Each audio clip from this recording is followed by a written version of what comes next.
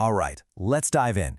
Today, we're going to deconstruct the concept that totally changed the game for software: object-oriented programming, or just OOP. It's really just a super smart way to bring some order to the chaos of code. So in this explainer, we're going to unpack the simple but really powerful ideas that make it all work. Let's do it. First things first, let's talk about a problem that I swear every single programmer runs into. You start a new project, right? Everything's clean, simple, makes sense. But as you add more features, it turns into this tangled, confusing mess. So why does that happen? Well, it usually comes down to how we organize the two most basic parts of any program: the data itself and the instructions that are supposed to work with that data. So to really get why OOP is such a breakthrough, we have to look at the way things used to be done. This is usually called procedural programming, and, well, it has a very specific and sometimes kind of problematic way of structuring code. Now this right here really gets to the heart of it. Over on the left, you've got the old procedural world. Your data, like a customer's name and address, it lives in one spot. And way over here, you have all these separate functions that are supposed to change it. But OOP, over on the right, it asks a totally different question. Hey, why don't we just bundle the customer's data and the functions that use it all together in one tidy package? And that, right there, is a total game changer. See, when you keep your data and functions separate, you find yourself writing pretty much the same code over and over and over again for slightly different pieces of data. And that breaks a golden rule in programming: don't repeat yourself, or what we call DRY. And the result? You get code that's just bloated, a nightmare to update, and a real headache to maintain. So, how do we fix this mess? Well, that brings us to the huge central idea behind OOP. What if, instead of writing all these one-off instructions, we first created a blueprint for the things we want to build in our code? And that blueprint? It has a name. It's called a class. Now, a class isn't the thing itself. It's the master plan. It's what defines all the characteristics and all the possible actions for a whole category of thing we want to create. Whether that's a user account, a car in a video game, or a customer profile. Okay, so if the class is the blueprint, then the actual thing we build from that blueprint is called an object. An object is a real, concrete instance. So you could have one car blueprint, but from that you can create a ton of different car objects. A red Ferrari object, a blue Honda object, and each one has its own specific data, but they all share that same basic structure from the blueprint. And this is my absolute favorite way to think about it. The class is the cookie cutter. It sets the shape. The objects, they're the actual cookies. You use the same cutter every time, but each cookie can get its own unique details. Different frosting, different sprinkles. Same blueprint, unique results. It's a perfect analogy. So we've got our blueprints, our classes, and our products, our objects. But what are they actually made of? Let's break down the language of OOP. And honestly, it's way more intuitive than you might think.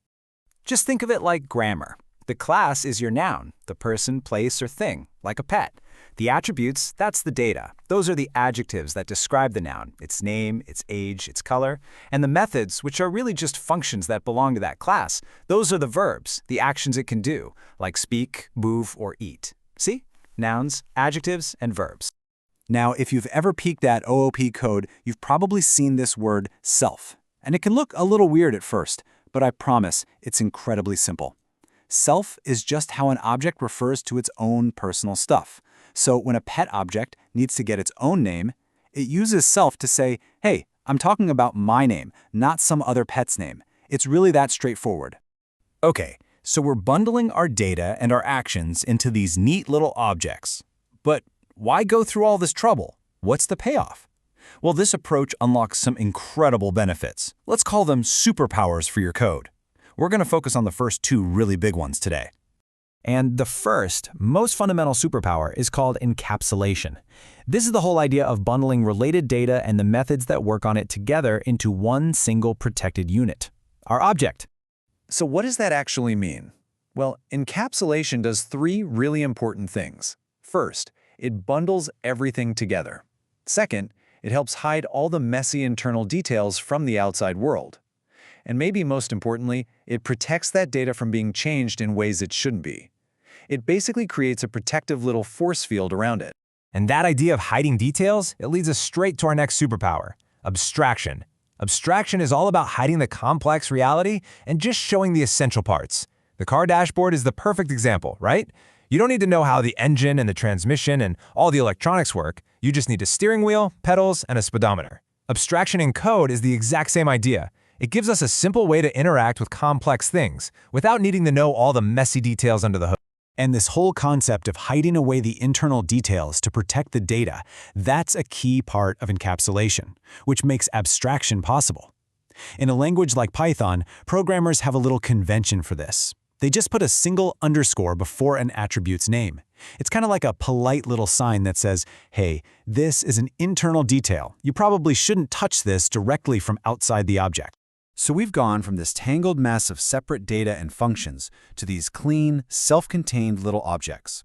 Let's wrap things up by looking at why this shift in how we think is such a profound game changer for writing software. So what are the big takeaways here? First, reusability. As you can see, classes become like these little Lego bricks that you can use to build anything you can imagine. This is so powerful, it's actually led to entire libraries of common solutions. They're called design patterns, and they save programmers countless hours of work. Second, readability. Your code just starts to make more sense, to mirror the real world. You have car objects that drive and pet objects that eat. It's just more intuitive. And finally, maintainability. Because everything is so neatly encapsulated, you can fix a bug in your car object without causing, a 10-car pileup in the rest of your program. And that brings us to a really cool final thought. Once you start thinking in terms of objects, you start seeing them everywhere. Your phone, your coffee mug, even yourself. We're all kind of just objects with our own data, our own attributes, and our own behaviors. So the question I want to leave you with is this. What else in your world can you see as an object?